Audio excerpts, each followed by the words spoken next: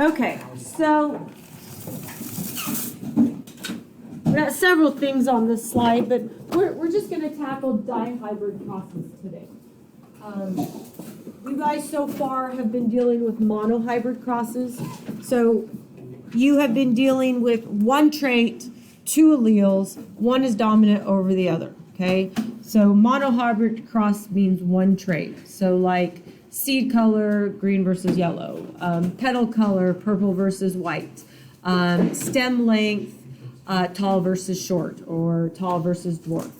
But now what we're going to do is we're going to put two traits together and we're going to predict the genotypes and the phenotypes. So for instance, if we have a pea plant that has wrinkled seeds and purple petal leaves, and it's crossed with a pea plant that has green or round seeds and white flower petals. So now we're going to look at two traits. We'll hit these three, and you already had a little bit of experience with these codominants for sure when you did the face lab, but we'll hit the dihybrid cross. Okay, so there's just three kind of definitions that I need you guys to write down before we start working problems. You actually have both of these on your web quest, but I felt the need, first of all, law of independent assortment goes directly with dihybrid crosses, and you don't have either of those in your notes, you just have them in the web quest. But just to kind of revisit them, principle of segregation is known as Mendel's first law, okay? And all it says is alleles are going to separate when gametes are formed. So if you have a chromosome from mom with a dominant allele, chromosome from dad with a recessive allele, okay, when that diploid sex cell splits and gametes are made, those genes are going to separate from one another, and they're going to just be placed in different gametes. That's all the law of segregation says. And you guys have been kind of simulating that every time you flip those coins or you pull the beads out of the bag, okay? You're simulating those genes being passed on in those specific eggs and that specific sperm. Your law of independent assortment, that's Mendel's second law, and like I said, it goes directly with dihybrid crosses. So law of independent assortment basically says that the trait for, or the genes for one trait is going to separate or assort themselves into gametes completely separate of another trait.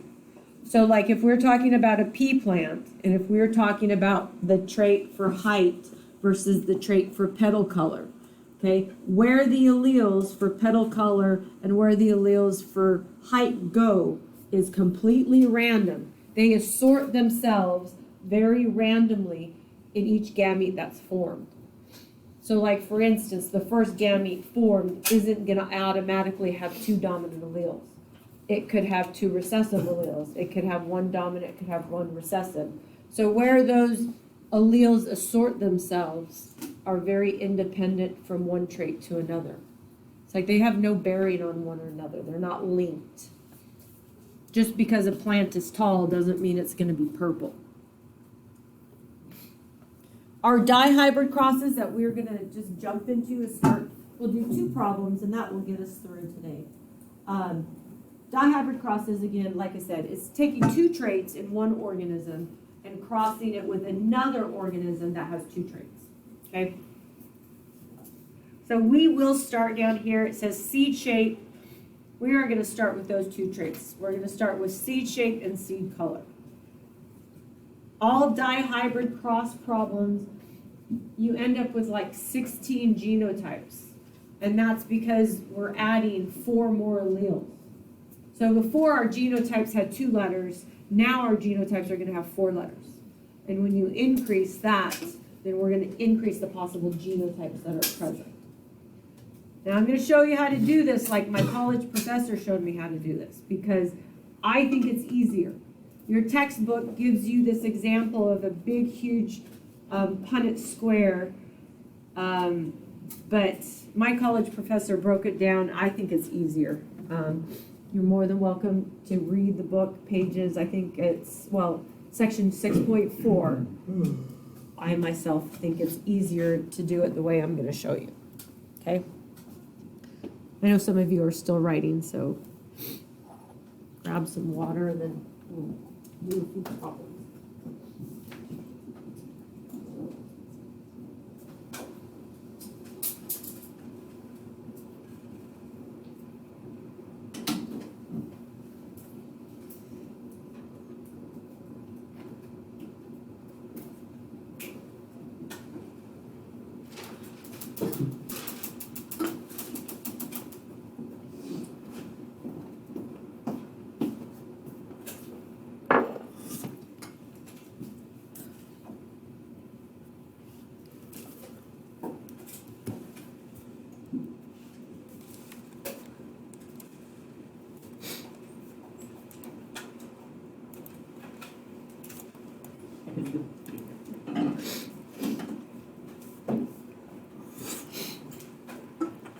Okay.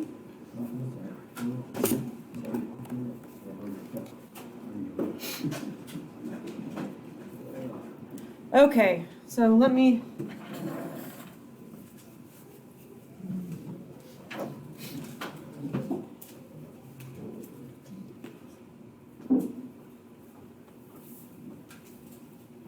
There we go. Okay. Well, I'll have to readjust it, I'm sure, as I am terrible with this document reader.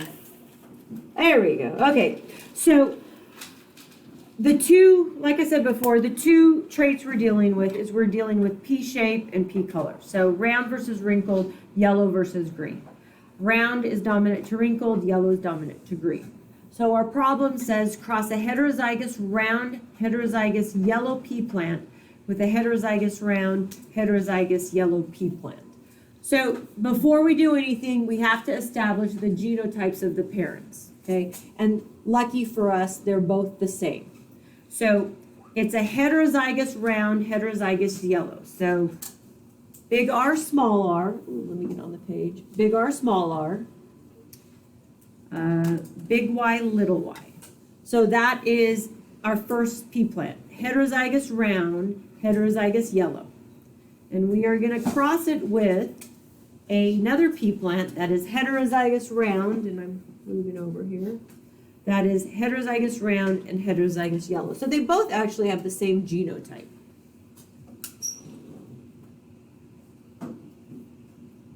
Okay, so big R, small r, Y, and Y.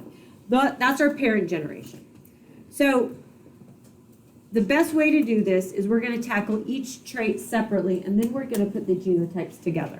So we are going to tackle the seed-shaped trait first, and we're going to put those letters in a monohybrid cross Punnett square. So I'm going to make a Punnett square right here for my R's. Can you guys all see that? Do you need me to make it bigger, or is that okay?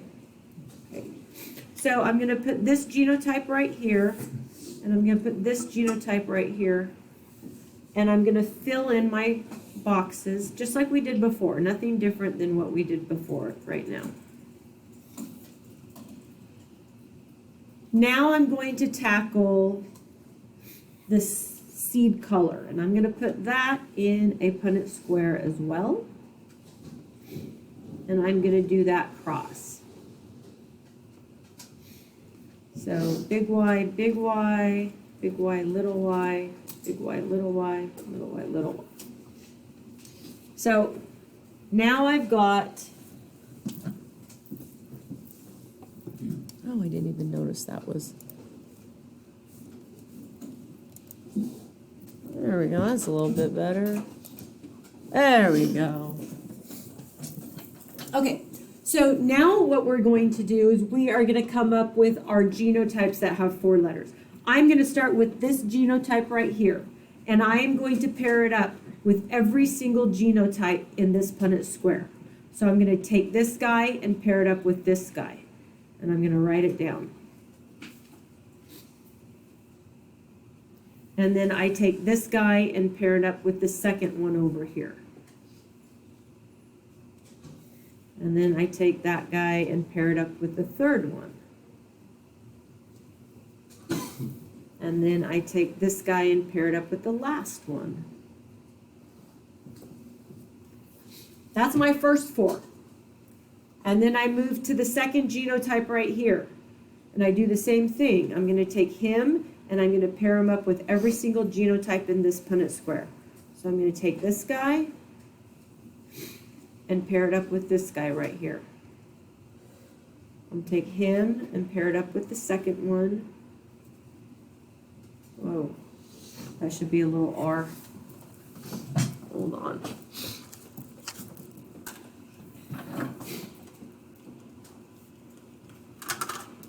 To watch out. I've been making mistakes all day. Okay, so I'm right here. So now I'm pairing them up with this guy. So here, here, here, here. And then I take him and pair it up with this guy. That's my second row. I got 2 more rows to go. Now I take this guy and I'm going to pair him up with every single genotype in this Punnett square. Same thing. It's going to literally look exactly like this row because this has the exact same genotype. So I'm going to pair him with him. I'm going to pair him with him. I'm going to pair him with him. And I'm going to pair him with him. I got 1 more row to go. My last genotype right here, I'm going to do the same thing. I'm going to pair them up with every single genotype in this box. So I start with my 2 small r's and pair it up with my 2 big y's. And then I'm going to pair them up with this guy right here. And I'm going to pair them up with this guy right here. Last but not least, I'm going to pair this guy with this guy, and that gives me all 16. So those are the 16 genotypes that are produced from this cross, and every dihybrid cross will give you 16 genotypes, okay? Now let's look at some of the questions over here. I'll be honest with you, anytime you're working dihybrid cross problems, rarely are you ever asked for the genotypic ratio, because look how many genotypes you have. It would be like a really long ratio. It would be like 1 to 2 to 1 to 1 to 4. Oh no, never mind. It would be like, this is why they don't ask you. It'd be like 1 to 2 to 1 to 2 to 4 to 2 to 1 to 2 to 1. It's ginormous. I mean, you're rarely ever asked. Yeah, right? Especially on a Friday. However, a lot of times you're asked, what are all of the phenotypes possible? We already listed the genotypes. All possible phenotypes, and then the phenotypic ratio. That's pretty doable, okay? What's handy about this is doing it like this, it really groups all of your phenotypes together. So if you look, I can put a box around these guys, okay? All of these guys are going to have the same phenotype. They are all going to be round and yellow, right? They're all going to have round seeds and yellow seeds. So that's our first genotype, or our first phenotype. I'm just going to write it down here. We have round and yellow seeds that are produced. That's the first phenotype. We can look right over here. That's all of these produce the same phenotype. We have round and yellow, round and yellow, round and yellow. Oh, sorry, round and green. Goodness gracious. It's been a long week. Oh, I tell you what, I almost didn't come to school today because I woke up feeling pretty terrible. So this is round and green, so I apologize. Those two, you guys need to say something. And then these 3 right here are wrinkled in yellow. Wrinkled in yellow. And this guy right here is wrinkled and green. So I have 4 different phenotypes that are produced from this cross. That's not always the case, okay? Now let's look at the phenotypic ratio. So how many out of 16 are round and yellow? So these guys were our round and yellow. How many do we have? 9. Good. So we have 9 out of 16 that are round and yellow. So round and green, round and green, round and green, round and green. So we have 3 out of 16 that are round and green. These guys down here are wrinkled in yellow, and we have 3 of 16. And our lonely guy right here is our only single 1 out of 16 that is wrinkled in green.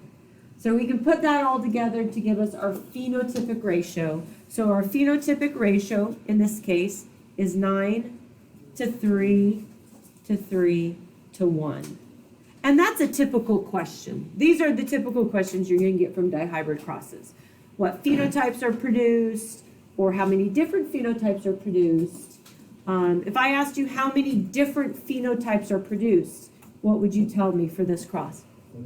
4 different phenotypes. Very good. Very good.